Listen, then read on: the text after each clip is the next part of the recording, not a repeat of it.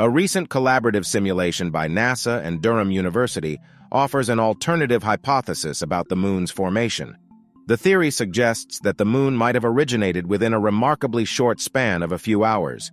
According to this concept, the moon's creation occurred when debris from a collision between Earth and a Mars-sized object was ejected directly into orbit. This simulation stands out due to its intricate detail, making it one of the most comprehensive of its kind. It operates at an unprecedented resolution, surpassing previous simulations aimed at unraveling the moon's origins and other significant cosmic impacts. This innovative approach opens up new avenues for understanding the celestial processes that have shaped our solar system. A new NASA and Durham University simulation puts forth a different theory of the moon's origin.